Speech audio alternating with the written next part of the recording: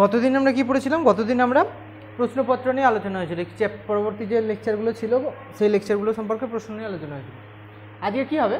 আজকে হচ্ছে যে আমাদের নেক্সট টপিকটা কি? নেক্সট টপিকটা হচ্ছে আমাদের প্লাস্টিড সম্পর্কে আলোচনা করা হবে।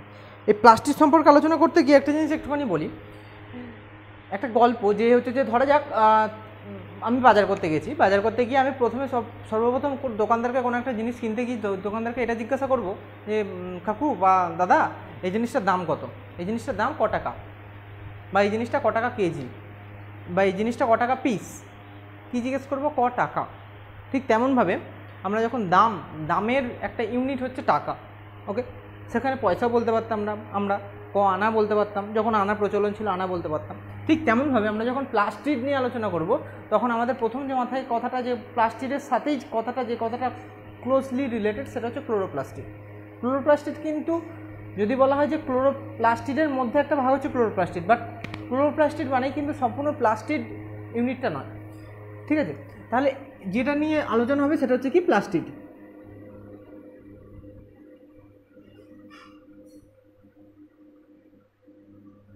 তাহলে প্লাস্টিড যখন প্রথম কথাটা আসছে, এবার প্লাস্টিকের সঙ্গে রিলেটেড কী বললাম? ক্লোরোপ্লাস্টিড। তাহলে এবার মোটামুটিভাবে ক্লোরোপ্লাস্টিড কোথায় কোথায় পাওয়া যায় সেটা আমরা লিখতে পারি, যে কোথায় কোথায় পাওয়া যায়। এটা পাওয়া যায় ফাউন্ড ইন, কোথায় আমরা দেখতে পাচ্ছি? ফাউন্ড ইন প্ল্যান্ট অ্যান্ড, আর কোথায় দেখতে পাওয়া যায়? ইউগ্লিনয়েড। প্ল্যান্ট এবং ইউগ্লিনয়েডসের মধ্যে, এই প্ল্যান্ট প্রজাতিটার মধ্যে কী কী পড়ছে? অ্যালগি পড়ছে, ব্রায়োফাইটা পড়ছে, টেরিডোফাইটা পড়ছে,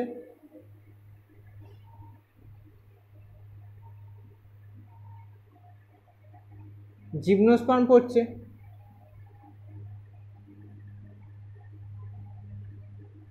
অ্যাঞ্জিওস্পার্ম পড়ছে। এইগুলো নিয়ে, এগুলো হচ্ছে যে এই প্ল্যান্ট সেলের মধ্যে পড়ছে, বা প্ল্যান্টের মধ্যে পড়ছে, প্ল্যান্টের বিভাগের মধ্যে পড়ছে। আর কি? আর হচ্ছে ইউগ্লিনয়েডের মধ্যে পাওয়া যায়। এটা তো মোটামুটিভাবে জানলাম আমরা প্লাস্টিড কোথায় কোথায় পাওয়া যায়।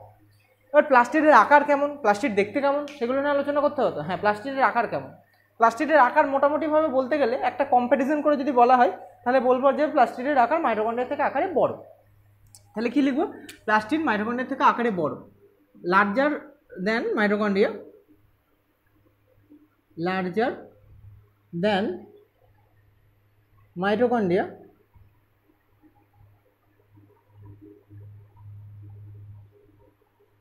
and shown under light microscope বা normal microscope।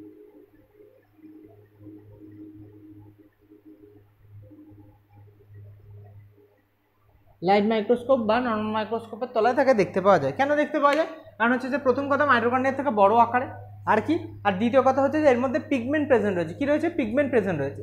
যে পিগমেন্ট, হ্যাঁ, সব প্লাস্টিকের ক্ষেত্রে পিগমেন্ট থাকে না, মানে পিগমেন্ট ছাড়া প্লাস্টিক কিন্তু রয়েছে, বাট ম্যাক্সিমাম ক্ষেত্রে পিগমেন্ট প্রেজেন্ট রয়েছে এবং পিগমেন্টের জন্য সেটা লাইট মাইক্রোস্কোপের তলায় দেখতে পাওয়া যাচ্ছে। বোঝা গেল? এবার আসি ওই যে কথাটা বললাম, পিগমেন্ট মানে plastid is nearly equal to আমাদের ক্লোরোপ্লাস্টিড মানে গ্রিন কালার পিগমেন্ট সেখানে থাকবে, তার মানে এর সঙ্গে একটা খুব ক্লোজলি রিলেটেড। তাহলে প্রথম যে এবার যেটা নিয়ে বলবো সেটা হচ্ছে প্লাস্টিকের মধ্যে থাকা পিগমেন্ট। এই পিগমেন্ট কত প্রকার এবং কী কী, মানে পিগমেন্টের কটা ভাগে ভাগ করা যায়, এবং ভাগটা তখনই আমরা করবো কোনো কিছু একটা পার্টিকুলার জিনিসের উপর ডিপেন্ড করে। তাহলে এখানে পিগমেন্টকে আমরা যে দুটো ভাগে ভাগ করবো তা কিসের উপর ডিপেন্ড করে? পিগমেন্টকে আমরা ডিপেন্ড করবো হচ্ছে যে তার সলিবিলিটির উপরে, সে কার মধ্যে সলিবল, তার উপর ভিত্তি করে পিগমেন্টকে দুটো ভাগে ভাগ করবো। তাহলে কি পিগমেন্টের ডিভিশন হচ্ছে কিসের উপরে? Depends upon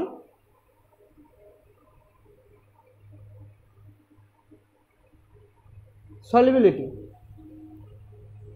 SOLU depends upon solubility. তো সলিবিলিটির উপর ভিত্তি করে পিগমেন্টকে দুটো ভাগে ভাগ করা হয়। কটা ভাগে ভাগ করা হয়? দুটো ভাগে ভাগ করা হয়। কী কী? প্রথম যেটা হচ্ছে যে সেটা হচ্ছে ওয়াটার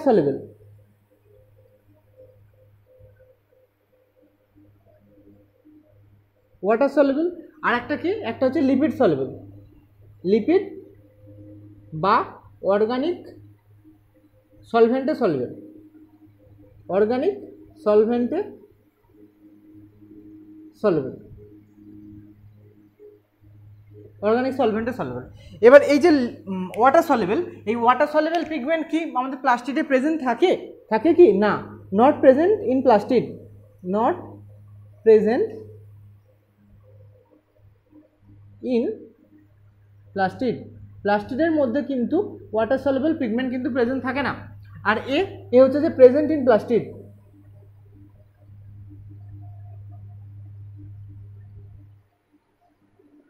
তার মানে আমরা যে ক্লোরোপ্লাস্টিডের কথা আলোচনা করছি, সেই ক্লোরোপ্লাস্টিডের মধ্যে থাকা যে পিগমেন্ট, সেই পিগমেন্ট কিন্তু লিপিড বা অর্গানিক সলভেন্টে সলেবল। বোঝা গেল? নেক্সট যে পয়েন্টটা বলবো সেটা হচ্ছে যে ওয়াটার সলেবল যে পিগমেন্ট যেটা প্লাস্টিডের মধ্যে পাওয়া যায় না, তাহলে এটা কালার কেমন, দেখতে কেমন? এটা দেখতে হচ্ছে যে মেনলি পার্পল ইন কালার। কি কালার? Purple in colour.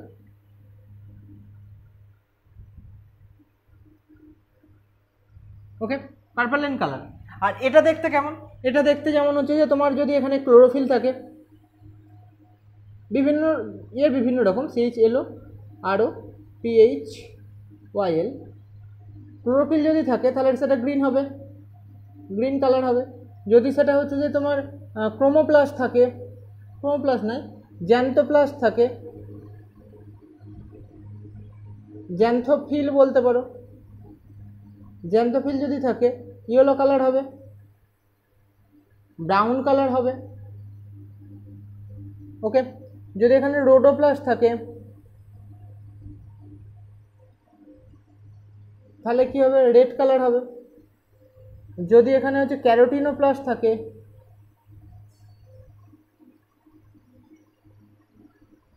তাহলে কি হবে? অরেঞ্জ কালার হবে।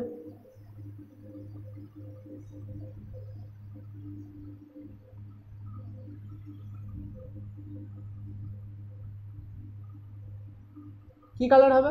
অরেঞ্জ কালার হবে,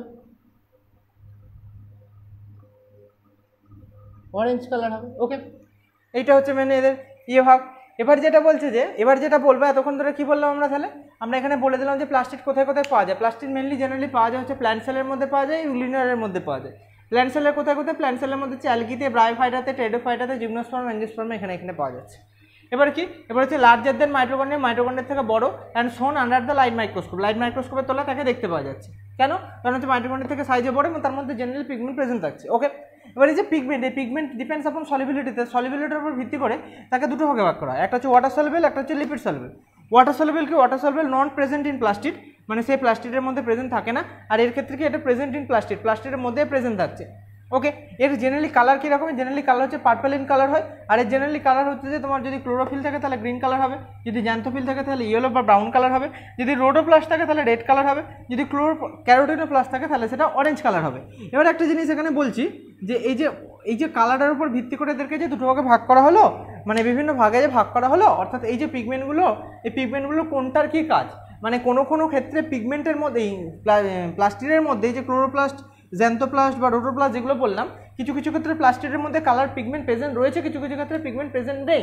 তাদেরকে আবার দুটো ভাগে ভাগ করা হচ্ছে পিগমেন্টের প্রেজেন্সের উপর ভিত্তি করে। মানে কিছু ক্ষেত্রে পিগমেন্ট প্রেজেন্ট রয়েছে, তাদেরকে বলা হচ্ছে কি পিগমেন্ট প্রেজেন্ট রয়েছে যাদের, সেটা হচ্ছে যে দুটো ভাগে ভাগ হয়েছে, একটা হচ্ছে ক্লোরোপ্লাস্ট, একটা ক্রোমোপ্লাস্ট।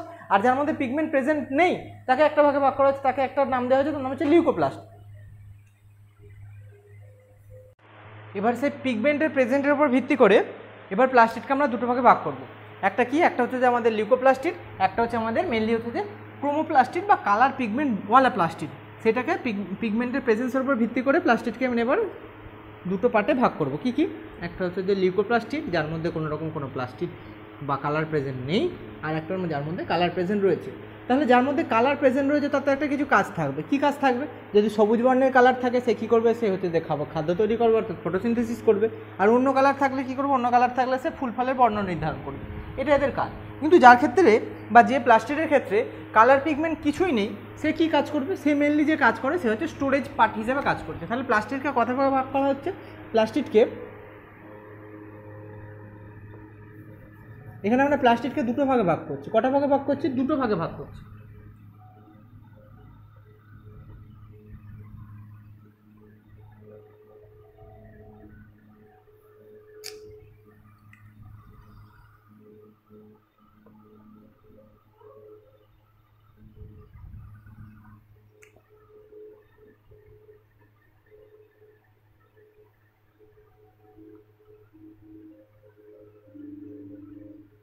কিসের উপর ভিত্তি করে? ডিপেন্ডস আপন না প্রেজেন্স, ডিপেন্ডস বা presence on pigment, present or not pigment, PRESENC, presence or not presence pigment, pigment আছে কি নেই তার উপর ভিত্তি করে তাদেরকে দুটো ভাগে ভাগ করা হচ্ছে। ঠিক আছে, কী কী ভাগে ভাগ করা হচ্ছে? দুটো ভাগে।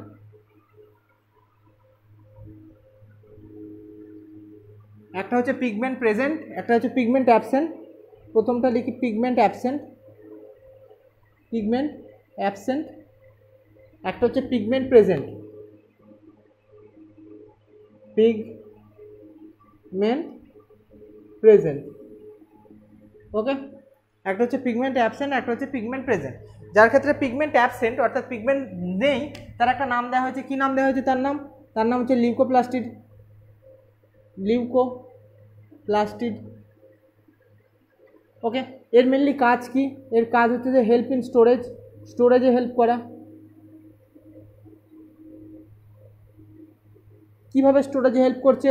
যদি সে স্টার্চ স্টোর করে তখন তার একরকম নাম হয়। যখন সে প্রোটিন স্টোর করে, অয়েল স্টোর করে,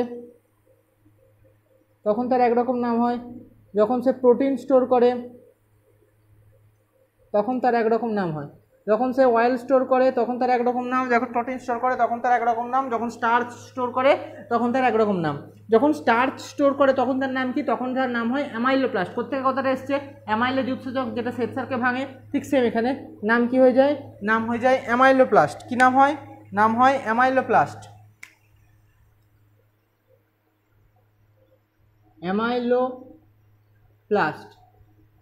অ্যামাইলোপ্লাস্ট। ওকে, দেন যদি অয়েল স্টোর করে তখন তাকে বলে ইলাইলোপ্লাস্ট,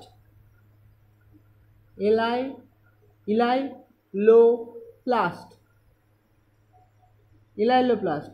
যদি সে প্রোটিন স্টোর করে তার নাম হয়ে যায় অ্যালিউরোনোপ্লাস্ট, অ্যালিউরোনোপ্লাস্ট। তখন তার নাম কি হয়? অ্যালিউরোনোপ্লাস্ট। এটা মেনলি এদের হচ্ছে যে স্টোরেজ পার্ট হিসেবে কাজ করলো। ওকে, এবার যার ক্ষেত্রে পিগমেন্ট প্রেজেন্ট রয়েছে, এই যে পিগমেন্ট কি কালারের পিগমেন্ট প্রেজেন্ট রয়েছে তার উপর ডিপেন্ড করে এটাকে আবার দুটো ভাগে ভাগ করা হয়। কটা ভাগে ভাগ করা হয়? দুটো ভাগে ভাগ করা হয়। কী কী ভাগ? এক নম্বর ভাগ কি? এক নম্বর ভাগ হচ্ছে আমাদের ক্লোরোপ্লাস্ট। কি ভাগ? এক নম্বর হচ্ছে ক্লোরোপ্লাস্ট।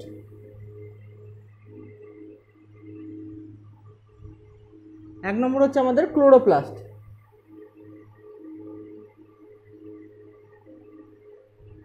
এক নম্বর হচ্ছে ক্লোরোপ্লাস্ট। ক্লোরোপ্লাস্ট কি colour? Green in colour, green in colour. Mainly কি করে? এ করে হচ্ছে আমাদের ফটোসিনথেসিসে হেল্প করে, হেল্প ইন ফটোসিনথেসিস।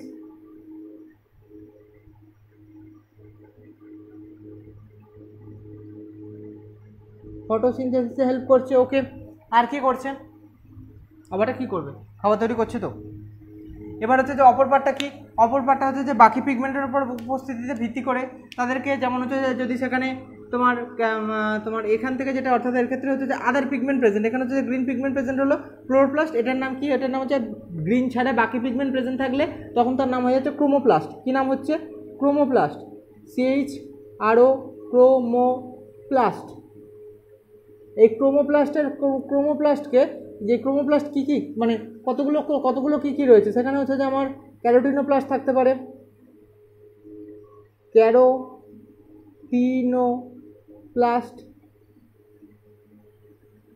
ক্যারোটিনোপ্লাস্ট, যেটা আমরা আগেই বলেছি ক্যারোটিনোপ্লাস্ট হচ্ছে অরেঞ্জ কালারের হয়, অরেঞ্জ। ওকে, দেন হচ্ছে যে জ্যান্থোপ্লাস্ট,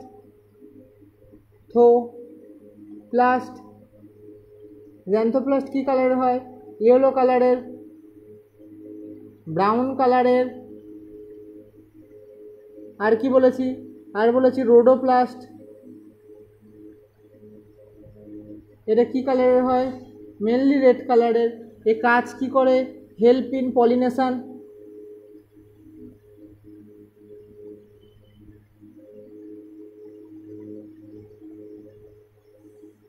হেল্প ইন পলিনেশন কি করে, পলিনেটারদের অ্যাট্রাক্ট করে।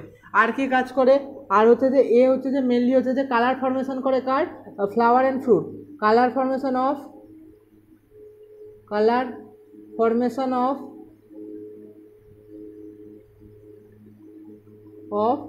ফ্লাওয়ার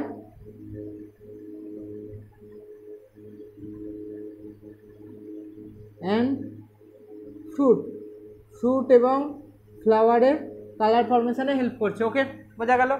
এতগুলো হচ্ছে যে কী কী বললাম, প্লাস্টিডকে তার প্রেজেন্ট পিগমেন্টের প্রেজেন্সের উপর ভিত্তি করে দুটো ভাগ করা হলো, একটা যেখানে পিগমেন্ট অ্যাবসেন্ট রয়েছে, একটা যেখানে পিগমেন্ট প্রেজেন্ট রয়েছে। যেটার মধ্যে পিগমেন্ট অ্যাবসেন্ট রয়েছে তার নাম হচ্ছে লিউকোপ্লাস্টিড, যার মধ্যে পিগমেন্ট প্রেজেন্ট রয়েছে তাদের দুটো ভাগ করা হচ্ছে, একটা হচ্ছে ক্লোরোপ্লাস্টিড, একটা হচ্ছে ক্রোমোপ্লাস্টিড। ওকে, এবার হচ্ছে লিউকোপ্লাস্টিডের মেনলি কাজ কি, সে স্টোরেজ পার্ট হিসেবে কাজ করছে। যেমন যদি স্টারকে স্টোর করে তখন তার নাম হয়ে যাচ্ছে অ্যামাইলোপ্লাস্ট, যদি অয়েলকে স্টোর করে তখন তার নাম হয়েছে ইলাইলোপ্লাস্ট, যদি প্রোটিনকে স্টোর করে তখন তার নাম হয়েছে অ্যালিউরোনোপ্লাস্ট। ওকে, অপরদিকে ক্লোরোপ্লাস্টের মেনলি রং কি, রং হচ্ছে গ্রিন ইন কালার হয় সেটা, এবং সে কি কাজ করে, সে মেনলি কাজ করছে আমাদের ফটোসিনথেসিসে হেল্প করছে। অপরদিকে ক্রোমোপ্লাস্ট কি, ক্রোমোপ্লাস্ট হচ্ছে যে আমাদের গ্রিন ছাড়া বাকি যে কোনো কালারযুক্ত প্লাস্টিড হচ্ছে আমাদের ক্রোমোপ্লাস্ট। সেখানে যদি ক্যারোটিনোপ্লাস্ট থাকে সেটা অরেঞ্জ কালার হবে, যদি জ্যান্থোপ্লাস্ট থাকে তখন সেটা ইয়েলো কালার হবে, যদি রোডোপ্লাস্ট থাকে তখন সেটা রেড কালার হবে। এদের মেনলি কাজ হচ্ছে পলিনেশনে হেল্প করা, মানে পলিনেটরদের অ্যাট্রাক্ট করা, আর কালার ফর্মেশন করছে ফ্লাওয়ার এবং ফ্রুটের কালার ফর্মেশনে হেল্প করছে। এখানে একটা গুরুত্বপূর্ণ তথ্য যেটা বলে রাখি সেটা হচ্ছে কি, যে সূর্যালোকের উপস্থিতিতে, কি বললাম, সূর্যালোকের উপস্থিতিতে এই যে leucoplastid can form into pigment present plastid, মানে সূর্যালোকের উপস্থিতিতে সে পিগমেন্ট প্রেজেন্ট প্লাস্টিড, মানে সেটা ক্লোরোপ্লাস্টিড হোক ক্রোমোপ্লাস্টিড হোক যে কোনো কিছুতে রূপান্তরিত হতে পারে। বাট ভাইস ভার্সা মানে কি, যখন সূর্যালোকের উপস্থিতি থাকবে না তখন আবার সে পুনরায় উল্টো দিকে ফিরে আসতে পারবে। সেম জিনিসটা এখানে লিখে দিই, যেটা হচ্ছে যে in the presence of sunlight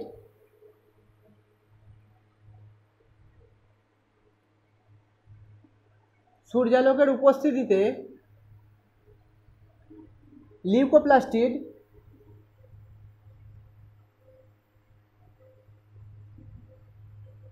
can transform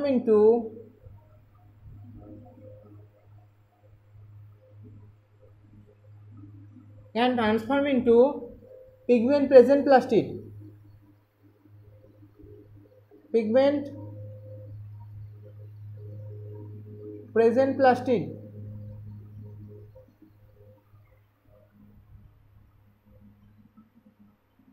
মানে পিগমেন্ট প্রেজেন্ট প্লাস্টিডে পরিণত হতে পারছে, অ্যান্ড ভাইস ভার্সা।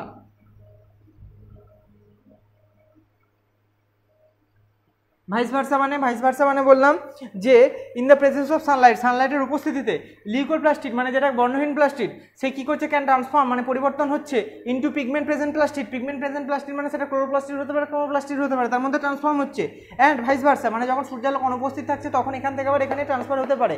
এর একটা প্রকৃষ্ট উদাহরণ হচ্ছে আমরা আলুর মধ্যে, অর্থাৎ আমরা গোল আলু বা সাদা আলু, যেটাকে এটা কিন্তু মিষ্টি আলু বা ডাঙা আলু নয়, গোল আলু বা সাদা আলুর মধ্যে আমরা সবুজ বর্ণযুক্ত অংশ দেখতে পাই, যাকে আমরা কি বলি, রিন্দাক বলি। অ্যাকচুয়ালি হয় কি, ওখানে হচ্ছে সেই আলুটা, মানে যে পার্টিকুলার যে আলুটাতে ওটা দেখতে পাওয়া যায়, আলু তো মাটির নিচে হয়, যখন সেই আলুটা কোনো না কোনোভাবে মাটির ওপরে কিছুটা অংশ উঠে আসে এবং সূর্যালোকের কোনো না কোনোভাবে সে সংস্পর্শ পায়, সেমতো অবস্থাতে তার মধ্যে থাকা লিউকোপ্লাস্টিডের কোন পার্টটা আলুর মধ্যে শ্বেতসার সঞ্চয় হয়, শ্বেতসার সঞ্চয়ের জন্য যে পার্টটা দায়ী সেটা হচ্ছে অ্যামাইলোপ্লাস্ট, স্টার্চ স্টোর করছে। এই অ্যামাইলোপ্লাস্ট ট্রান্সফর্ম হচ্ছে কিসে, ক্লোরোপ্লাস্টিডে, অর্থাৎ সে কিন্তু গ্রিন কালার বর্ণ ধারণ করছে, গ্রিন কালার প্লাস্টিডে পরিণত হচ্ছে, এবং সেটা সূর্যালোকের উপস্থিতি পাচ্ছে বলেই হচ্ছে, সেই কারণে সেই বর্ণটাকে, সেই জায়গাটাকে আমরা গ্রিন দেখছি। এটা হচ্ছে একটা প্রকৃষ্ট উদাহরণ। এটা গেল আমাদের মোটামুটি প্লাস্টিডের সম্পর্কে বলা হলো। এবার একটা এখানে মনে প্রশ্ন হয়, এখানে একটা খুব গুরুত্বপূর্ণ স্টেটমেন্ট ওয়াইজ প্রশ্ন হয়, যে স্টেটমেন্ট ওয়াইজ প্রশ্নটা কিন্তু একটু ভালোভাবে কেয়ারফুলি না পড়লে সেই স্টেটমেন্ট ওয়াইজ প্রশ্নটা কিন্তু ভুল হবে। সেই প্রশ্নটা লিখি, প্রশ্নটার অ্যাকচুয়ালি কী বলতে চাইছে সেটা দেখা যাক।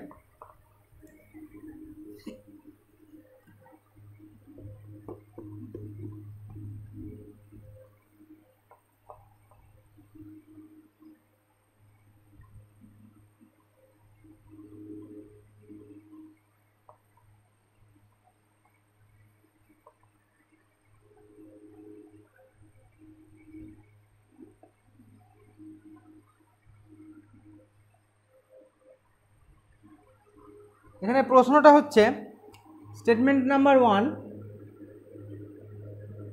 স্টেটমেন্ট নাম্বার 1 হচ্ছে এটা,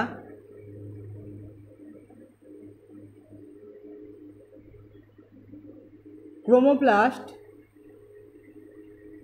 is only colored plastid.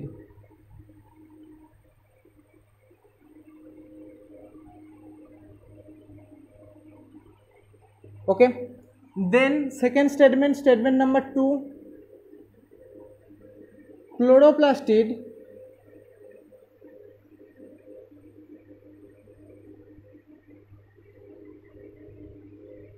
can visible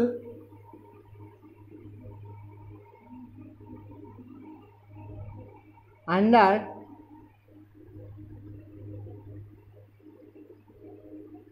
electron microscope.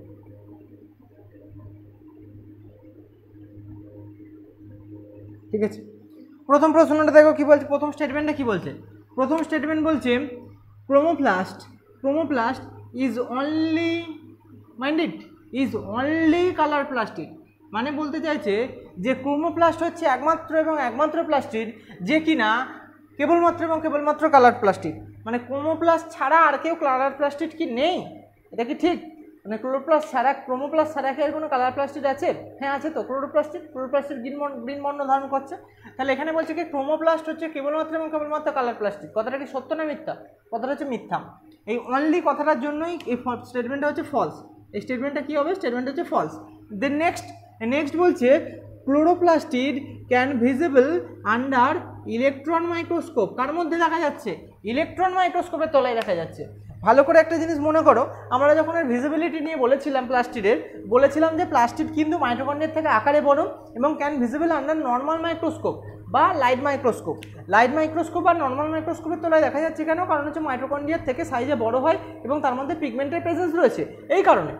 আর এখানে তো বলেছে আরও উন্নত মাইক্রোস্কোপ, ইলেকট্রন মাইক্রোস্কোপ। তাহলে ইলেকট্রন মাইক্রোস্কোপে তো অবভিয়াসলি দেখা যাবে, কারণ ইলেকট্রন মাইক্রোস্কোপে মাইটোকন্ড্রিয়াকে দেখতে ইলেকট্রন মাইক্রোস্কোপ ব্যবহার করা হয়। মাইটোকন্ড্রিয়া থেকে যেহেতু সাইজে বড়, তাহলে ইলেকট্রন মাইক্রোস্কোপে দেখা যাবে। হ্যাঁ, ইলেকট্রন মাইক্রোস্কোপে দেখা যাবে। তাহলে স্টেটমেন্টটা হচ্ছে ট্রু।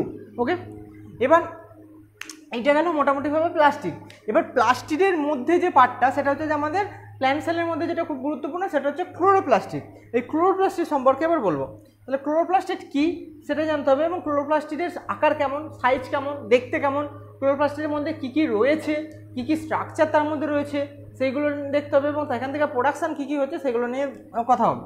এবার যে মানে পার্টটা, সেটার নাম কি? সেটার নাম হচ্ছে ক্লোরোপ্লাস্টিক, CHLORO প্লাস্টিক। এটা হচ্ছে ক্লোরোপ্লাস্টিক। ওকে, ক্লোরোপ্লাস্টিক সম্পর্কে যখন আমরা বলবো, প্রথম কোন কথাটা মাথায় আসে? ক্লোরোপ্লাস্টিক বললে প্রথম আমাদের যেটা মাথায় আসে সেটা হচ্ছে যে এর বর্ণ কেমন। বর্ণ হচ্ছে গ্রিন ইন কালার। তাহলে প্রথম পয়েন্ট যেটা, এর প্রথম পয়েন্ট হচ্ছে গ্রিন ইন কালার।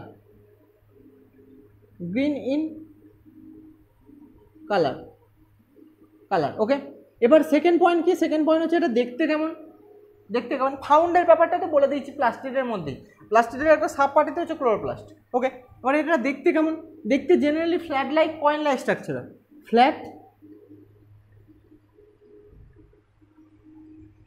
দেখতে কেমন? ফ্ল্যাট বা কয়েন লাইক স্ট্রাকচার।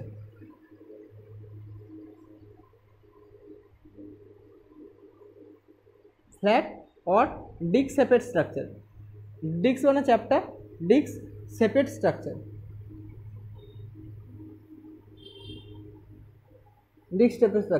এটা কি রকম হতে পারে? এটা রিবন শেপ হতে পারে, স্পাইরাল শেপ হতে পারে।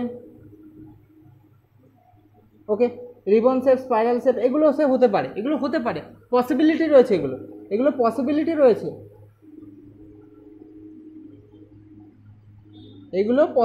রয়েছে, যে রিবন শেপ হতে পারে, স্পাইরাল শেপ হতে পারে, but generally flat like structure, disc শেপের স্ট্রাকচার সেটা হয়। এবার যে জিনিসটা সেটা হচ্ছে যে এটা কোথায় কোথায় দেখতে পাওয়া যায় এবং তার সংখ্যা কত, নাম্বার কত, কোথায় কোথায় দেখতে পাওয়া যায় সেটা দেখা যাক। কোথায় কোথায় দেখতে পাওয়া যায়, প্রথম যেটা বলবো নাম্বার নিয়ে প্রথম যেটা বলবো, আমাদের যে অ্যালগির মধ্যে যে একটা পার্ট থাকে গ্রিন অ্যালগি, সেই গ্রিন অ্যালগির একটা অংশ হচ্ছে ক্ল্যামাইডোমোনাস। গ্রিন অ্যালগির মধ্যে কে থাকছে? ক্ল্যামাইডোমোনাস।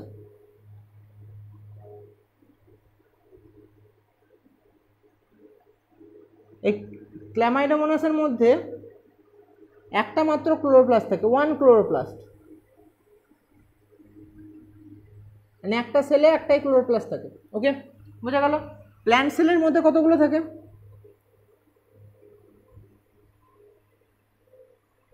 মানে প্ল্যান্ট সেলের মধ্যে থাকা মেসোফিল সেল, মেসোফিল সেলের মধ্যে কতগুলো থাকে?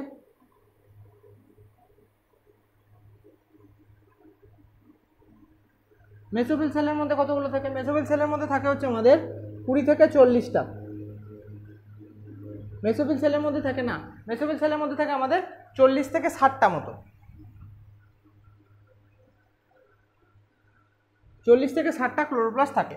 তাহলে এইটা হচ্ছে এদের মোটামুটিভাবে ক্লোরোপ্লাস্টের স্ট্রাকচার গেল। ক্লোরোপ্লাস্টের স্ট্রাকচার কি গেল? ক্লোরোপ্লাস্টের স্ট্রাকচার বলেছি, ক্লোরোপ্লাস্ট বলতে গেলে প্রথম বলবো যে chloroplast green in colour, generally green হয়। জেনারেলি কি? জেনারেলি হচ্ছে যে গ্রিন হচ্ছে। ওকে, আর কি? আর হচ্ছে যে তার স্ট্রাকচার কেমন? স্ট্রাকচার হচ্ছে ফ্ল্যাট বা ডিক শেপের স্ট্রাকচার হচ্ছে। এছাড়া পসিবিলিটি তাদের রিবন শেপ হতে পারে, স্পাইরাল শেপ হতে পারে। তার নাম্বার দিয়ে বলতে গেলে গ্রিন অ্যালগির মধ্যে দেখতে পাওয়া যায়, গ্রিন অ্যালগির একটা এক্সাম্পল হচ্ছে ক্লামাইডোমোনাস, তার মধ্যে কটা দেখতে পাওয়া যায়? একটা মতো একটা ক্লোরোপ্লাস্ট থাকে। আমাদের প্ল্যান্ট সেলের মধ্যে থাকা মেসোফিল সেলের মধ্যে কতগুলো থাকে? মেসোফিল সেলের মধ্যে থাকে 20 থেকে 40টা ক্লোরোপ্লাস্ট থাকছে। এবং এই যে প্ল্যান্ট সেলের মধ্যে যে 20 থেকে 40টা ক্লোরোপ্লাস্ট থাকছে এবং প্রত্যেকটা ক্লোরোপ্লাস্টের মধ্যেকার এবার যে স্ট্রাকচার সেটা সম্পর্কে বলবো। তাহলে কি বললাম? গ্রিন অ্যালগি ক্ল্যামাইডোমোনাসের মধ্যে একটা ক্লোরোপ্লাস্ট, প্ল্যান্ট সেলের মেসোফিল সেলের মধ্যে 20 থেকে 40টা ক্লোরোপ্লাস্ট। কটা? 20 থেকে 40টা ক্লোরোপ্লাস্ট থাকে। সংখ্যা থাকে কত? সংখ্যা থাকে হচ্ছে 20 থেকে মোটামুটি নিয়ারলি অ্যাবাউট 40টা নাম্বার ক্লোরোপ্লাস্ট থাকছে। এবারে এই যে ক্লোরোপ্লাস্ট অন্তর্গত দিক থেকে, গঠনগত দিক থেকে কেমন? সেটা কি সিঙ্গেল মেমব্রেন স্ট্রাকচার না ডবল মেমব্রেন স্ট্রাকচার? অবভিয়াসলি সেটা ডবল মেমব্রেন স্ট্রাকচার। বাইরের আউটার মেমব্রেন, ভেতরে থাকছে ইনার মেমব্রেন, মাঝখানের গ্যাপটা কি? মাঝখানের গ্যাপটা হচ্ছে পেরিপ্লাস্টিডিয়াল স্পেস। এবার সেই স্ট্রাকচারটা সম্পর্কে এবার বলা হবে এবং তার ভেতরের গঠনগত কাজ কি, গঠনগত কার্যগত যে একক বা ইউনিট সেটা কি, থাইলাকয়েড, সেটা সম্পর্কে আলোচনা করা হবে। তার কি কাজ সেটা দেখা হবে এবং তার মধ্যে থাকা স্ট্রোমার মধ্যে কি থাকে না থাকে, তার মধ্যে ডিএনএ কি থাকে, রাইবোজোম কি থাকে, সেটা নিয়ে এবার এর অন্তর্গঠনটা দেখতে হবে। এবার অন্তর্গঠন দেখতে গেলে তাহলে প্রথমে আমরা প্লাস্টিডের স্ট্রাকচার, ক্লোরোপ্লাস্টিডের স্ট্রাকচার আঁকতে হবে। ক্লোরোপ্লাস্টিডের স্ট্রাকচার, ক্লোরোপ্লাস্টিড দেখতে কেমন?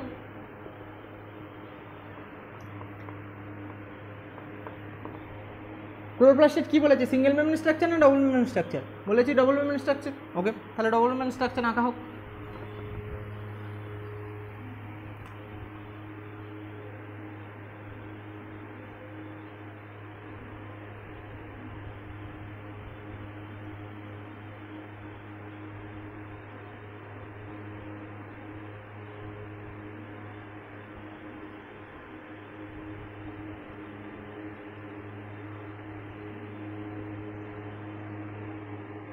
Double membrane structure. ওকে,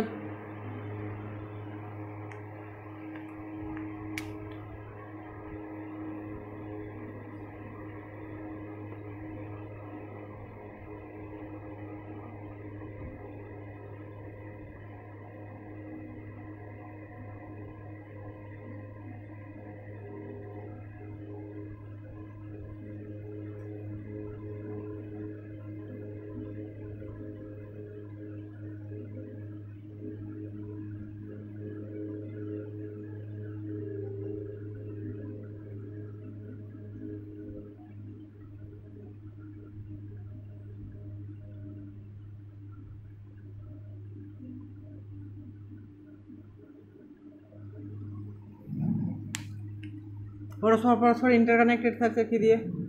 স্ট্রোমা ল্যামেলি দিয়ে।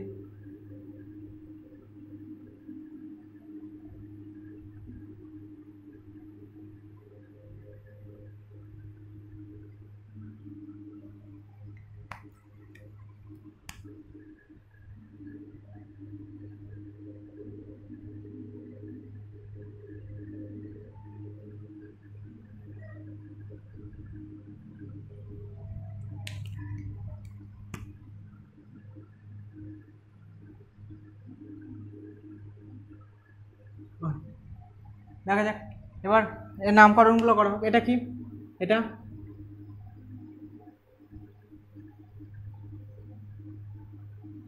এটা কি? এটা হচ্ছে আউটার লেয়ার,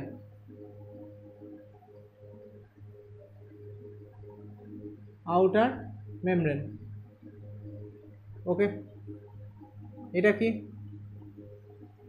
এটা হচ্ছে ইনার মেমব্রেন। ইনার মেমব্রেন এটা কি? এটাকে বলা হয় পেরিপ্লাস্টিডিয়াল স্পেস। কি বলা হয়? পেরিপ্লাস্টিডিয়াল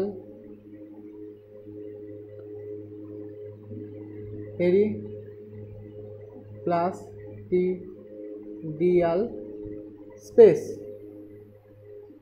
ওকে, পেরিপ্লাস্টিডিয়াল স্পেস হয়ে গেল। এই অংশটা কি? এই অংশটাকে বলা হয় ডিএনএ। ওকে, এই অংশ দুটোকে কি বলা হয়? এই অংশ দুটোকে বলা হয় রাইবোজোম। কত থাকে? 70s থাকে। ওকে, এই যে সিঙ্গুলার স্ট্রাকচার, এই সিঙ্গুলার স্ট্রাকচারটাকে কি বলে? সিঙ্গুলার স্ট্রাকচারটাকে বলে থাইলাকয়েড। থাইলাকয়েড। এই টোটাল স্ট্রাকচারটাকে কি বলে? টোটাল স্ট্রাকচারটাকে বলে গ্রানাম। কি বলে? গ্রানাম। ওকে, এই পুরো মানে এই থাইলাকয়েড এবং গ্রানাম মানে গ্রানাম, আর এই অংশটাকে কি বলে? এই অংশটার নাম হচ্ছে স্ট্রোমা ল্যামেলি। কি বললাম? Stroma lamellae. STROMA, stroma LLAE, stroma lamellae. এই অংশটাকে কি বললাম? এই অংশটাকে বলা হয় স্ট্রোমা ল্যামেলি, যেটা পরস্পর দুটো গ্রানামকে ইন্টারকানেক্টেড করছে। বাকি যে অংশটা, এই অংশটার নাম কি? এই অংশটার নাম হচ্ছে স্ট্রোমা। এই অংশটার নাম কি? অংশটার নাম হচ্ছে স্ট্রোমা। এবার এই যে পার্টগুলো, এই পার্টগুলো নিয়ে আলোচনা করো। একদম বাইরে কি থাকছে? একদম বাইরে থাকছে হচ্ছে আমাদের আউটার মেমব্রেন। কে থাকছে আমাদের? আমাদের থাকছে হচ্ছে আউটার মেমব্রেন। আউটার মেমব্রেন কি দ্বারা গঠিত? লিপিডের বাইলেয়ার দ্বারা, মানে লিপিড দ্বারা গঠিত না লিপিড ছাড়া গঠিত? অবভিয়াসলি লিপিড দ্বারা গঠিত। আউটার মেমব্রেন কি দ্বারা গঠিত? তাহলে লিপিড দ্বারা গঠিত। লিপিড দ্বারা গঠিত। ওকে, আর কি? এবার হচ্ছে কি, লিপিড দ্বারা গঠিত হয়ে গেলে এর মধ্যে পোরিন প্রেজেন্ট থাকছে না প্রেজেন্ট থাকছে না? পোরিন প্রেজেন্ট থাকছে। পোরিন মানে গহ্বর, পোরিন প্রেজেন্ট থাকছে। ওকে, আর কি? আর হচ্ছে যে পারমিয়েবল, মোর পারমিয়েবল দেন ইনার। এই পোরিন থাকার জন্য মোর পারমিয়েবল দেন ইনার। ইনারের থেকে মোর পারমিয়েবল। ওকে, ঠিক আছে। এবার হচ্ছে কি ইনার স্ট্রাকচারটা দেখতে হবে। ইনার স্ট্রাকচার কি? ইনার মেমব্রেন আর কি?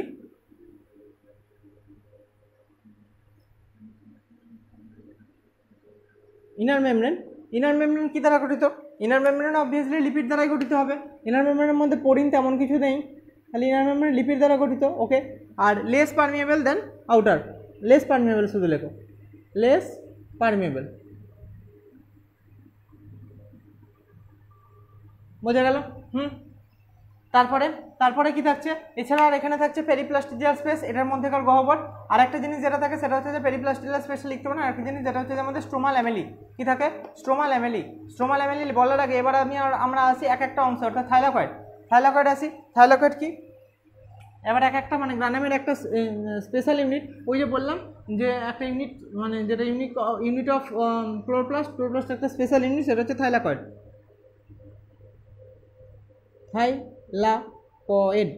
থাইলাকয়েড কি? থাইলাকয়েড হচ্ছে coin like structure, single membrane bound, single membrane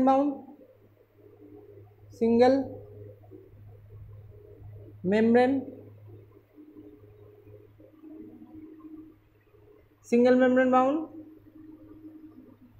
ওকে, কয়েন লাইক স্ট্রাকচার। ওকে, আর কি? এর মধ্যে কি থাকে? এর মধ্যে থাকে এনজাইম ফর লাইট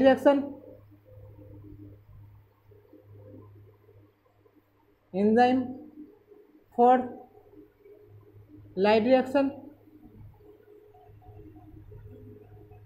ওকে, আর কি? আর ওখানে হচ্ছে H2O লাইসিস হয়,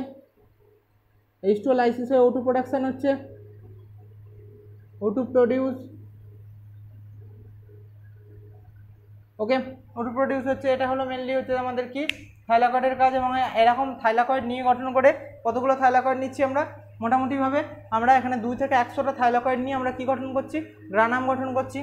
সেটা লিখে দিচ্ছি ওখানে, দাঁড়াও। এবার আমরা কি আসছি? এবার হচ্ছে আমরা স্ট্রোমা ল্যামেলি, পরবর্তী যে পার্টটা যেটা ইন্টারকানেকশন হেল্প করছে সেটা স্ট্রোমা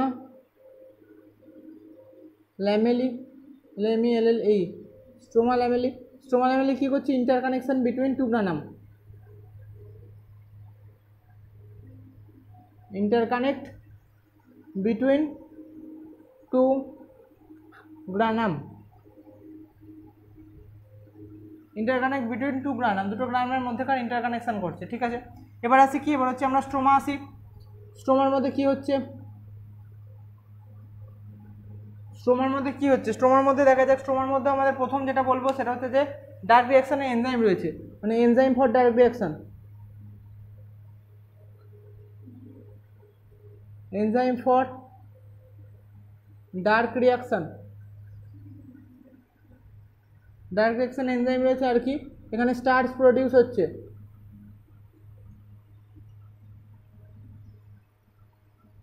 স্টার্চ প্রডিউস হচ্ছে। আর কি এখানে 70S রাইবোজোম প্রেজেন্ট রয়েছে for protein synthesis, 70S ribosome present, ribosome present for protein synthesis, protein সিনথেসিসের জন্য। ওকে, আর কি আর মধ্যে এখানে যে রাইবোজ ইয়েটা থাকে, ডিএনএটা থাকে, সেই ডিএনএটা কি? ডিএনএটা হচ্ছে সিঙ্গেল সার্কুলার ডবল স্ট্যান্ডার্ড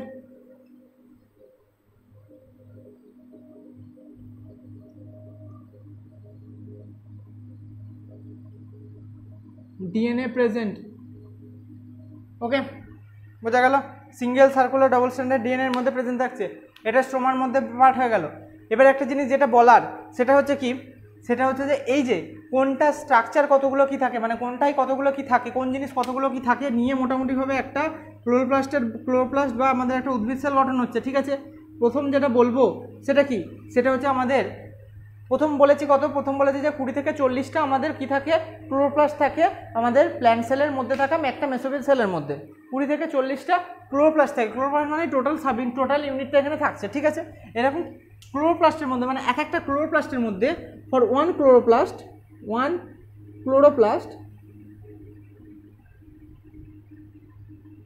ক্লোরোপ্লাস্টের মধ্যে কতগুলো তোমার গ্রানাম থাকছে? গ্রানাম হচ্ছে তোমার 40 to 60, মানে 40 থেকে 60টা গ্রানাম থাকছে। বোঝা গেল? 40 থেকে 60টা গ্রানাম থাকছে এক একটা ক্লোরোপ্লাস্টের মধ্যে, মানে এরকম গ্রানাম স্ট্রাকচার কতগুলো থাকছে? মোটামুটি 40 থেকে 60টা এখানে এক একটা গ্রানামের মধ্যে প্রেজেন্ট থাকছে। এবার একটা গ্রানামের মধ্যে থাইলাকয়েড কতগুলো থাকে? ইন ওয়ান গ্রানাম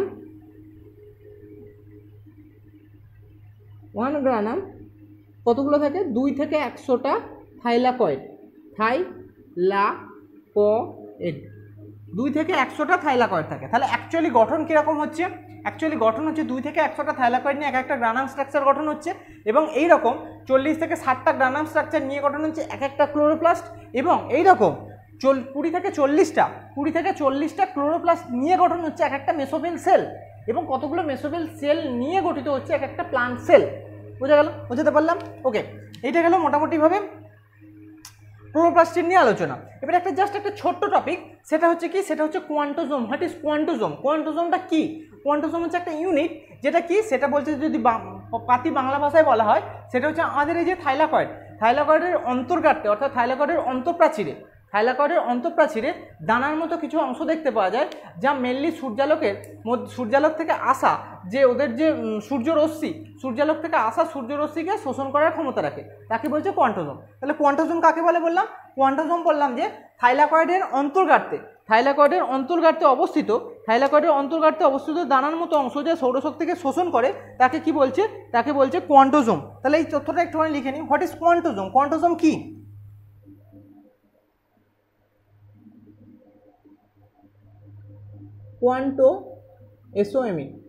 কোয়ান্টোজোম কি? কোয়ান্টোজোম বলছে থাইলাকয়েডের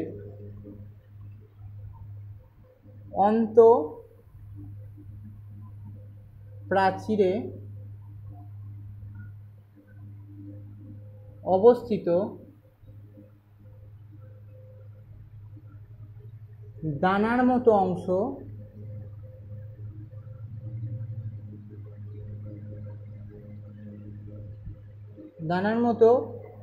অংশ যা সৌরশক্তি শোষণ করে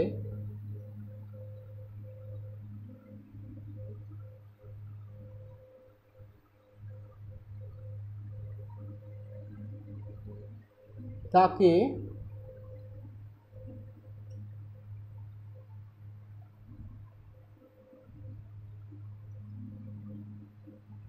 কোয়ান্টোজোম বলে। তাহলে কি বললাম হচ্ছে যে কি থাইলাকয়েডের অন্তঃপ্রাচীরে বা অন্তর্গাত্রে অবস্থিত যে দানার মতো অংশ যা সৌরশক্তি শোষণ করে তাকে কোয়ান্টোজোম বলে। এটা হলো মোটামুটিভাবে আমাদের ক্লোরোপ্লাস্ট সম্পর্কে আলোচনা। তাহলে কি আমরা বলেছি একবার রিক্যাপ করে নিই। এখানে ক্লোরোপ্লাস্টে বলেছি যে বাইলেয়ার স্ট্রাকচার, সে কারণে আউটার লেয়ার বা আউটার মেমব্রেন লিপিড দ্বারা গঠিত এবং সেখানে পোরিন প্রেজেন্ট থাকছে। মোর পারমিয়েবল হচ্ছে ইনারের থেকে, ইনার মেমব্রেন লেস পারমিয়েবল হয়েছে এবং সেটাও লিপিড লেয়ার দ্বারা গঠিত। এবার আসছি থাইলাকয়েড কি বলছে, single membrane structure, single membrane bound হয়, কয়েন লাইক স্ট্রাকচার হয়। ওকে, এর মধ্যে কি থাকছে, এর মধ্যে হচ্ছে এনজাইম প্রেজেন্ট থাকছে। কিসের এনজাইম? লাইট রিঅ্যাকশনের জন্য এনজাইম। H2 এখানে লাইসিস হচ্ছে, হ্যাঁ H2 লাইসিস হচ্ছে, ফলস্বরূপ কি হচ্ছে সেখান থেকে O2 প্রডিউস হচ্ছে। ওকে, এরপরে কি আসছে, এরপরে হচ্ছে আমাদের স্ট্রোমা ল্যামেলি, মানে এই থাইলাকয়েড নিয়ে গঠন হচ্ছে গ্রানাম এবং দুটো গ্রানামের মধ্যবর্তী যে কানেক্টিং লিঙ্ক সেটা হচ্ছে stroma lamellae, interconnection between two granum. Okay, then আসছে আমাদের হচ্ছে স্ট্রোমা হচ্ছে বাকি অংশটা, মানে এই গ্রানাম দিয়ে যে স্ট্রাকচারটা, সেই স্ট্রাকচারটা বাদ দিলে বাকি যে অংশটা থাকে সেটাকে বলছে স্ট্রোমার মধ্যে কি থাকছে, স্ট্রোমার মধ্যে থাকছে এনজাইম, কার এনজাইম, ডার্ক রিঅ্যাকশনের এনজাইম। এবং এখানে স্টার্চ প্রোডাকশন হচ্ছে কিসের মাধ্যমে, ডার্ক রিঅ্যাকশনের মাধ্যমে স্টার্চ প্রোডাকশন হচ্ছে। ওকে, আর কি আর বলছে 70s রাইবোজোম প্রেজেন্ট থাকছে ফর প্রোটিন সিনথেসিসের জন্য এবং single circular double standard DNA থাকছে যেটা প্রোক্যারিওটিক সেলের মতো, রাইবোজোমও ঠিক সেম প্রোক্যারিওটিক সেলের মতো। ওকে, এবার এই যে সংখ্যা তত্ত্বটা বলেছিলাম, একটা ক্লোরোপ্লাস্টের মধ্যে 40 থেকে 60টা গ্রানাম থাকে, একটা গ্রানামের মধ্যে 2 থেকে 100টা তোমার থাইলাকয়েড অবস্থান করছে। ওকে, এবার একটা জিনিস বলেছি যে জাস্ট একটা তথ্য, কোয়ান্টোজোম কাকে বলে, থাইলাকয়েডের অন্তঃপ্রাচীরে অবস্থিত যে দানার মতো অংশ যার মধ্যে যা সৌরশক্তিকে শোষণ করে তাকে কোয়ান্টোজোম বলে। এবার নেক্সট এরপরে কি হবে, এরপরে হচ্ছে যে এই যে প্লাস্টিড সম্পর্কে আমরা বললাম, এই প্লাস্টিড এবং প্লাস্টিডের আগে যে স্ট্রাকচারটা অর্থাৎ যে মাইটোকন্ড্রিয়া সম্পর্কে বলেছি, প্লাস্টিড আর মাইটোকন্ড্রিয়ার মধ্যে কিছু সিমিলারিটি পাওয়া যায়, কিছু ডিসিমিলারিটি পাওয়া যায়, সেইগুলো নিয়ে এবার বলা হবে তার সিমিলারিটি কী কী এবং তার ডিসিমিলারিটি কী কী। তাহলে মাইটোকন্ড্রিয়ার মধ্যে থাকা যে মাইটোকন্ড্রিয়ার মধ্যে কী কী প্রেজেন্ট রয়েছে, যা প্লাস্টিডের মধ্যে প্রেজেন্ট রয়েছে সেটা হচ্ছে তার সিমিলারিটি হবে। কী কী প্রেজেন্ট নেই, মানে মাইটোকন্ড্রিয়ার মধ্যে রয়েছে কিন্তু প্লাস্টিডের মধ্যে নেই, সেটা হচ্ছে তার ডিসিমিলারিটি হবে। তাহলে সিমিলারিটি এবং dissimilarity of mitochondria and plastid.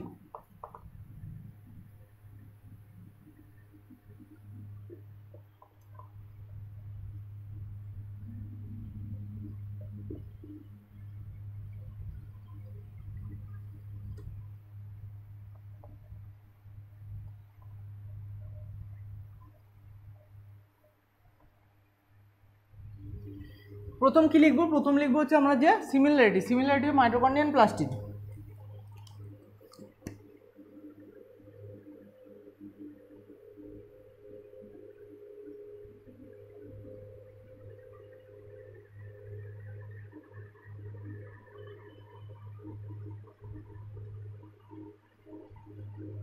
Plastid থেকে বলা ভালো ক্লোরোপ্লাস্টিড, কারণ ক্লোরোপ্লাস্টিডের ইন্টারনাল পার্ট পড়লাম আমরা।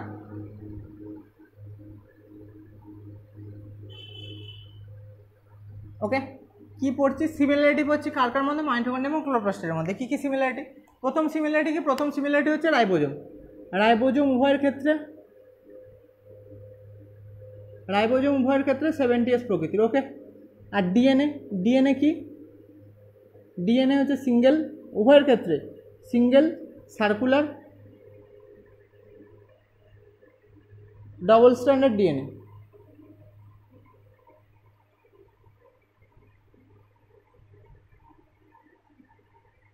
Single circular double standard. Okay, এটা হচ্ছে উভয়ের ক্ষেত্রে সিমিলারিটি হলো। এবার উভয়ের ক্ষেত্রে ডিসিমিলারিটি কোন গুণগুলো দেখা যাক।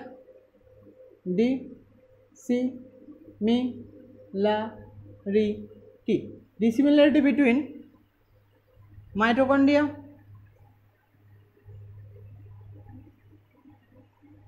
and chloroplastid.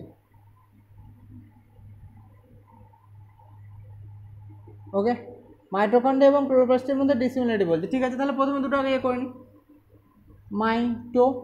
এটা মাইটোকন্ড্রিয়া, এটা হচ্ছে ক্লোরো। ওকে, মাইটোকন্ড্রিয়া ক্লোরো। মাইটোকন্ড্রিয়ার মধ্যে কী কী পাওয়া যায়, ক্লোরোপ্লাস্টের মধ্যে কী কী পাওয়া যায় না। মাইটোকন্ড্রিয়া প্রথমে মাইটোকন্ড্রিয়া কি, মাইটোকন্ড্রিয়া হচ্ছে অ্যারোবিক রেসপিরেশন করে। এটা কি aerobic respiration, aerobic respiration, aerobic respiration করে। এ কী করে, এ হচ্ছে ফটোসিনথেসিস করে।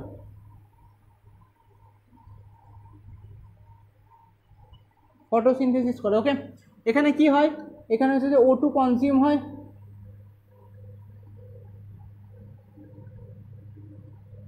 O2 কনজিউম হয়, H2O রিলিজ হয়।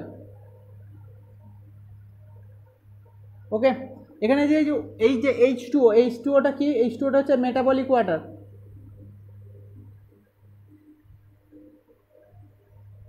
Metabolic water. ওকে, আর এখানে কি হয়, এখানে হচ্ছে যে H2O লাইসিস হয়, O2 প্রডিউস হয়।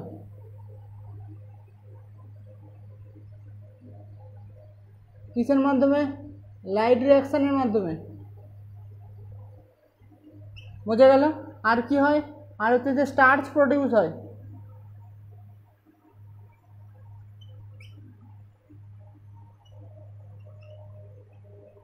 কিসের মাধ্যমে, ডার্ক রিঅ্যাকশনের মাধ্যমে। ওকে, এইটা হলো এদের মেনলি হচ্ছে ডিসিমিলারিটি। তাহলে কী কী বললাম, সিমিলারিটি উভয়ের ক্ষেত্রে রাইবোজোম 70s প্রকৃতির হয়। হ্যাঁ, ডিএনএ কি থাকে, single circular double stranded DNA থাকে। ওকে, উভয়ের ক্ষেত্রে ডিসিমিলারিটি কোন কোনগুলো, উভয়ের ক্ষেত্রে ডিসিমিলারিটি হচ্ছে মাইটোকন্ড্রিয়ার ক্ষেত্রে মাইটোকন্ড্রিয়া অ্যারোবিক রেসপিরেশন করছে, ক্লোরোপ্লাস্ট কী করছে, ক্লোরোপ্লাস্ট ফটোসিনথেসিস করছে। ওকে, মাইটোকন্ড্রিয়া অক্সিজেন কনজিউম করছে এবং হচ্ছে যে তোমার H2O রিলিজ করছে, যে H2O হচ্ছে অ্যাজ এ মেটাবলিক ওয়াটার। অপরদিকে ক্লোরোপ্লাস্ট কী করছে, ক্লোরোপ্লাস্ট হচ্ছে H2O লাইসিস করে O2 প্রোডাকশন করছে, যেটা লাইট রিঅ্যাকশনের ফসল। অপরদিকে স্টার্চ প্রডিউস করছে, যেটা ডার্ক রিঅ্যাকশনের ফসল। এইটা গেল মোটামুটিভাবে আমাদের প্লাস্টিড বা ক্লোরোপ্লাস্টিড। এবার ক্লোরোপ্লাস্টিডের পর যে অর্গানেলটা আছে সেটা কি, সেটা হচ্ছে আমাদের রাইবোজোম। ক্লোরোপ্লাস্টিডের পর যে অর্গানেলটা আছে সেটার নাম কি, সেটার নাম হচ্ছে আমাদের রাইবোজোম। যে রাইবোজোম প্ল্যান্ট সেলের ক্ষেত্রেও প্রোক্যারিওটিক সেলের ক্ষেত্রে দেখতে পাওয়া যায়, ইউক্যারিওটিক সেলের ক্ষেত্রেও দেখতে পাওয়া যায়। প্রোক্যারিওটিক সেলের ক্ষেত্রে কত থাকে, ইউক্যারিওটিক সেলের ক্ষেত্রে কত থাকে, তার স্ট্রাকচার কেমন, তার ক্ষেত্রে কী কী গুরুত্বপূর্ণ ভূমিকা রয়েছে, তার সেলের ক্ষেত্রে কেমন কেমন সে কাজকর্ম করে, তার উপর ভিত্তি করে সেটা রাইবোজোম সম্পর্কে আবার আলোচনা হবে। তাহলে কি স্ট্রাকচারের হেডিং দেবো, আমাদের পর নেক্সট অর্গানেল কি, নেক্সট অর্গানেল পার্ট হচ্ছে আমাদের রাইবোজোম। তাহলে রাইবোজোম কি, রাইবোজোমকে কে আবিষ্কার করেন, রাইবোজোমকে আবিষ্কার করেন বিজ্ঞানী প্যালাডে। সেই কারণে তার নাম হয় কি, সেই কারণে তার নাম হচ্ছে প্যালাডে পার্টিকেল। কি বলা হয়, প্যালাডে পার্টিকেল। প্যালাডে, বিজ্ঞানী প্যালাডের নাম অনুসারে তাকে বলা হয় প্যালাডে পার্টিকেল। তার মেনলি উপাদান হচ্ছে RNA, সেই কারণে তাকে রাইবোনিউক্লিয় প্রোটিনে বলা হয়। তাহলে এইগুলো হচ্ছে মোটামুটিভাবে অনেক কিছু কাজ। কী কী কাজ বললাম, সে প্রোটিন তৈরি করছে, অর্থাৎ প্রোটিন ফ্যাক্টরি রূপে সে কাজ করছে। হ্যাঁ, কাজ করে। আর কি, আর হচ্ছে যে সে প্যালাডে পার্টিকেল কেন বলা হয়, কারণ বিজ্ঞানী প্যালাডে তাকে প্রথম দেখেন, সেই কারণে তার নাম কি হয়, সেই কারণে তার নাম হচ্ছে প্যালাডে পার্টিকেল। তাহলে রাইবোজোম সম্পর্কে আলোচনা করতে গেলে প্রথম আমরা যেটা বলবো, রাইবোজোম কোথায় পাওয়া যায় এবং সে স্ট্রাকচার কেমন, মানে ছোটো না বড় সেটা। ঠিক আছে, রাইবোজোম প্রথমে হেডিং দিচ্ছি কি, আমরা হেডিং দিচ্ছি আমরা ribosome, SOME, ribosome.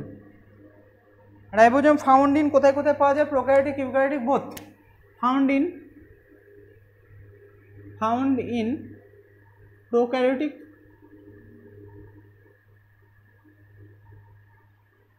And eukaryotic sell.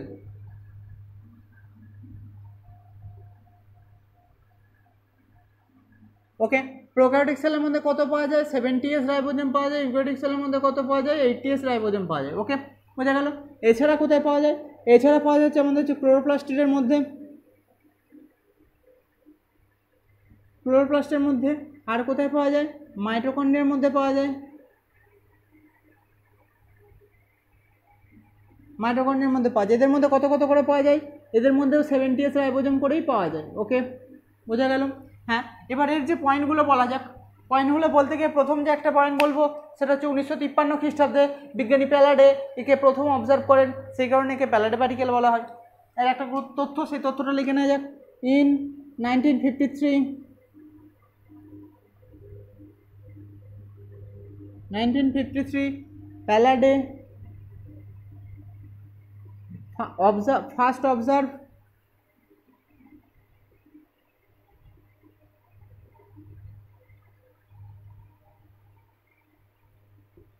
Observe so ribosome is also called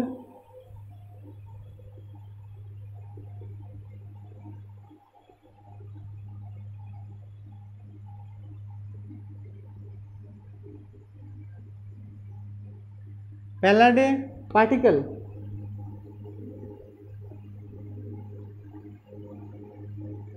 Palade particle. Okay, then কি বলবো আমরা? দেন বলবো যে রাইবোজোমের মেন উপাদান কি? রাইবোজোম আরআরএনএ রাইবোজোমের মধ্যে আরআরএনএ প্রেজেন্ট থাকে, আরআরএনএ প্রেজেন্ট থাকে, ঠিক আছে, আরআরএনএ প্রেজেন্ট থাকে। এই আরআরএনএ প্রেজেন্ট থাকার জন্য রাইবোজোম ইজ অলসো কল্ড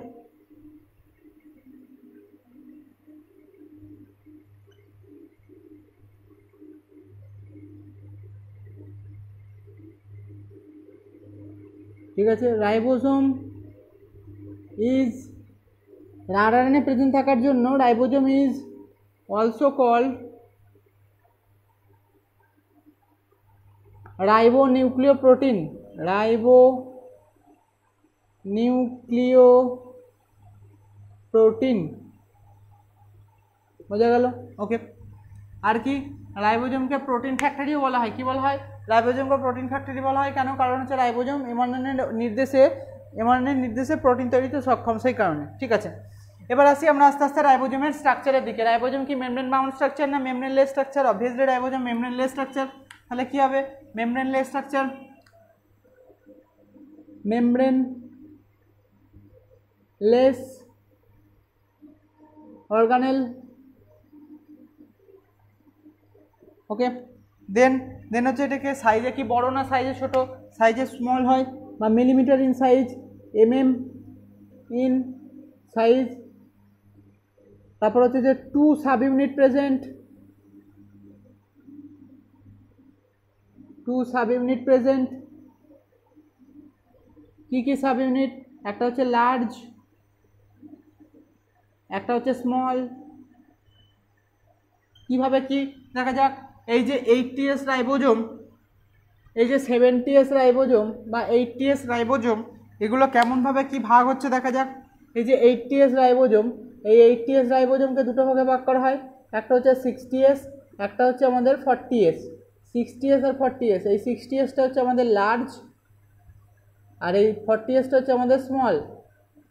ওকে, অপরদিকে এই যে 70S রাইবোজোম, একেও দুটো ভাগে ভাগ করা হয়। একটা হচ্ছে যে 50S, একটা হচ্ছে 30S। এই 50Sটা হচ্ছে আমাদের লার্জ, 30Sটা হচ্ছে আমাদের স্মল। এই দুটো ভাগে ভাগ করা হচ্ছে তাদেরকে। ঠিক আছে, এবার একটা জিনিস বলি, এটা তো হয়ে গেল। এই যে এস যে সাব ইউনিট, এসটা কি? হোয়াট ইজ এস আর কিছুই নাই। এসকে বলা হয় সেডিমেন্টেশন কোএফিসিয়েন্ট বা ভেদবার্গ ইউনিট। তাহলে S, what is S Svedberg, SEUDBERG, Svedberg unit, or এটাকে বলা হয় সেডিমেন্টেশন কোএফিসিয়েন্ট,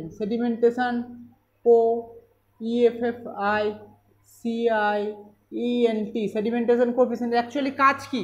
অ্যাকচুয়ালি কাজ হচ্ছে ইনডিরেক্ট মেজার করে। কি মেজার করে? Size and density. তাহলে এ কি করে? এ হচ্ছে indirect measure size and density, size এবং ডেন্সিটিকে ইনডিরেক্ট মেজার করতে হেল্প করছে। ওকে, বোঝা গেল? এবার একটা জিনিস লিখে দিই, সেটা হচ্ছে একটা তথ্য, যেটা এই মাইটোকন্ড্রিয়ার যে রাইবোজোমের যে দুটো সাব ইউনিট রয়েছে, অর্থাৎ লার্জ সাব ইউনিট এবং স্মল সাব ইউনিট, এই লার্জ সাব ইউনিট এবং স্মল সাব ইউনিটকে যখন সেটা এমআরএনএর ওপরে অ্যাটাচড হচ্ছে, ওই অ্যাটাচমেন্টের সময় সেখানে একটা আয়নের খুব গুরুত্বপূর্ণ ভূমিকা থাকে, সেটার নাম হচ্ছে Mg2+ ion. Mg2+ ion is very useful to attach of 2 sub unit of ribosome. তাহলে কি বললাম হচ্ছে যে Mg2+ আয়ন ইজ রিকোয়ার্ড। এখানে কি লিখবো? Mg2+ ion is required for attachment of both subunit of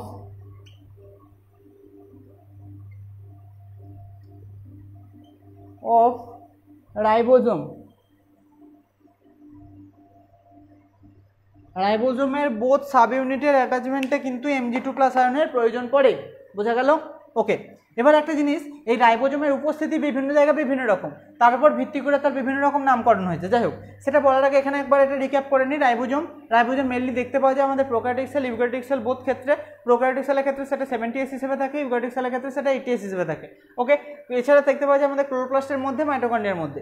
ক্লোরোপ্লাস্টের মধ্যে যে মানে তোমার রাইবোজোমটা থাকে সেটা হচ্ছে 70S, অর্থাৎ প্রোক্যারিওটিক সেলের মতো।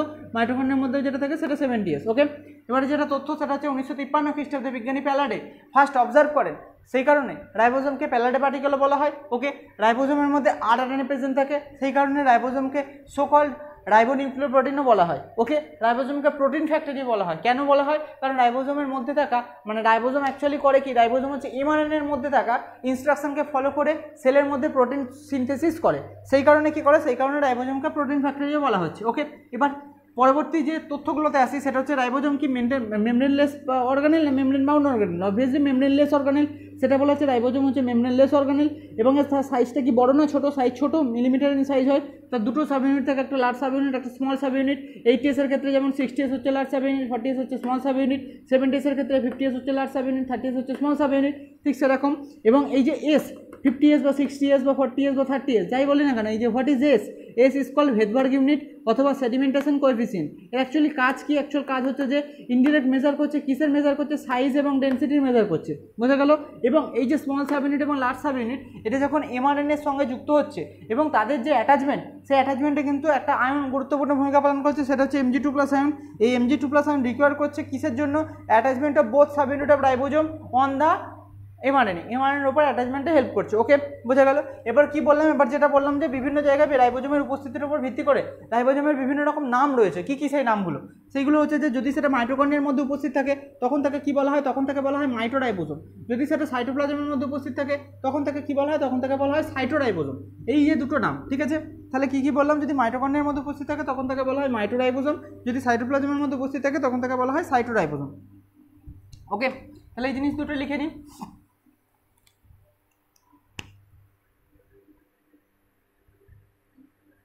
রাইবোজোম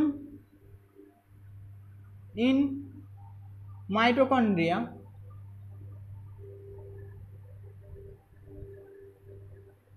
তার কি নাম? Ribosome in cytoplasm.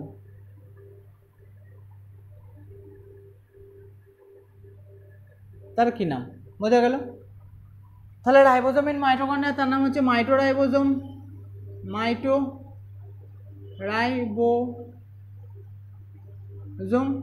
এর নাম হচ্ছে সাইটোরাইবোজোম।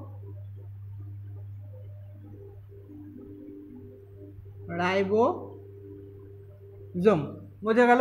এবার একটা তথ্য বলি, সেটা হচ্ছে রাইবোজোমের উৎপত্তি কোথায়, রাইবোজোম কোথেকে তৈরি হচ্ছে।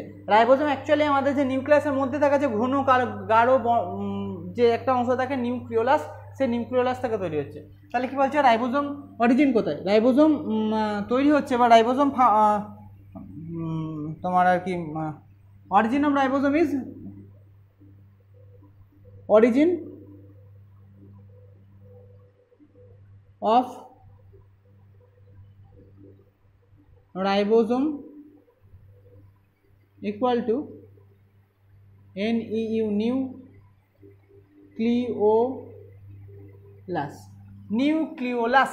নিউক্লিওলাস থেকে রাইবোজোমের মেনলি তৈরি হচ্ছে। রাইবোজোম কোথেকে তৈরি হচ্ছে? নিউক্লিওলাস। ওকে, এবার একটা জিনিস একটুখানি দেখাই, সেটা হচ্ছে যে এই যে এইটা ধরি আমরা হচ্ছে যে এমআরএনএ, এইটা এমআরএনএ, এখানে এইটা ধরি আমরা হচ্ছে এটা এমআরএনএ, ঠিক আছে? এই এমআরএনএর সঙ্গে এই যে একটা এই যে স্মল সাব ইউনিট, এই যে লার্জ সাব ইউনিট, ওকে, এই স্মল সাব ইউনিট, ঠিক তেমনভাবে এই অ্যাটাচমেন্টে আমাদের ম্যাগনেসিয়াম আয়ন গুরুত্বপূর্ণ ভূমিকা পালন করছে, ঠিক আছে? এই হচ্ছে লার্জ সাব ইউনিট, একটা হচ্ছে স্মল সাব ইউনিট। এই হচ্ছে লার্জ সাব ইউনিট, এই হচ্ছে স্মল সাব ইউনিট। এই হচ্ছে লার্জ সাব ইউনিট, এই হচ্ছে স্মল সাব ইউনিট। ওকে, ঠিক আছে? তাহলে এমআরএনএর উপর রয়েছে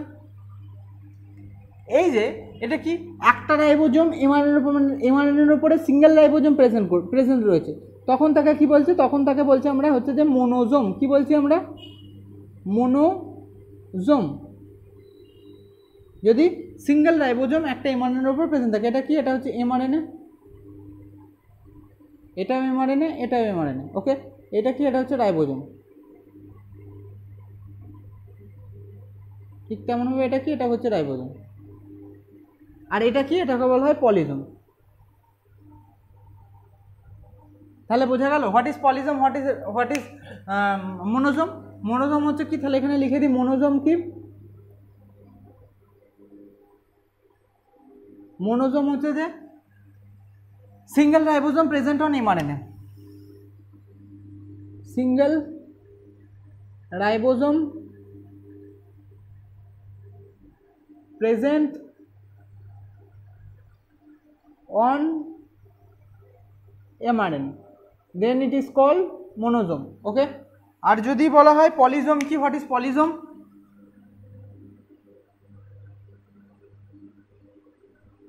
হোয়াট ইজ পলিজোম, পলিজোম কি, পলিজোম আর কিছুই নেই, many ribosome present on mRNA, many ribosome present on mRNA is called polysome। তাহলে সিঙ্গেল রাইবোজোম যদি প্রেজেন্ট থাকে এমআরএনএ এর উপরে তখন তাকে কি বলা হয়, তখন তাকে বলা হয় মনোজোম। যদি একাধিক রাইবোজোম প্রেজেন্ট থাকে তখন তাকে কি বলা হয়, তখন তাকে বলা হচ্ছে পলিজোম। একটা থাকলে মনো, একাধিক থাকলে পলি। এইটা হচ্ছে আমাদের মোটামুটিভাবে রাইবোজোমের স্ট্রাকচার, রাইবোজোমের গঠন, রাইবোজোমের সব কিছু ইউনিট সম্পন্ন হলো। তাহলে এখানে রাইবোজোমের সম্পর্কে বলেছিলাম, এই যে রাইবোজোম কীভাবে অ্যাটাচমেন্ট করছে, লার্জ সাব ইউনিট এবং স্মল সাব ইউনিট দুটো এমআরএনএর ওপরে প্রেজেন্ট থাকছে এবং তারপরে instruction follow, mRNA instruction follow করে সেখান থেকে প্রোটিন তৈরি হবে।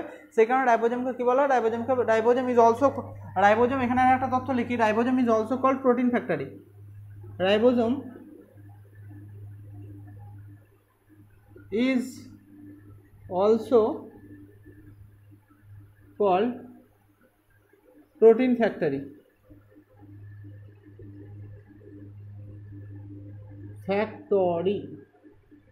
কেন, কারণ এই রাইবোজোমের মধ্যে থাকা, এমআরএনএ এর মধ্যে থাকা ইনস্ট্রাকশনকে ফলো করে রাইবোজোম প্রোটিন তৈরি করছে। এই যে লার্জ সাব ইউনিট এবং স্মল সাব ইউনিটকে জুড়তে ওখানে Mg2+ আয়ন যেটা বলেছিলাম এইভাবে কাজে লাগছে। তার অরিজিন হচ্ছে নিউক্লিয়াস, নিউক্লিয়াস নয় নিউক্লিওলাস, ওকে। যদি একটা রাইবোজোম এমআরএনএর উপর অ্যাটাচ থাকে তখন তাকে বলা হয় মনোজোম, যদি একাধিক রাইবোজোম অ্যাটাচ থাকে তখন তাকে বলা হচ্ছে পলিজোম। এটা গেল মোটামুটিভাবে আমাদের প্লাস্টিড। আজকে তাহলে কী কী আলোচনা হলো, প্লাস্টিড, ক্লোরোপ্লাস্টিড এবং রাইবোজোম। এর পরবর্তী যেটা হচ্ছে সেটা আমাদের হচ্ছে যে সাইটোস্কেলিটন সিস্টেম সম্পর্কে আলোচনা হবে।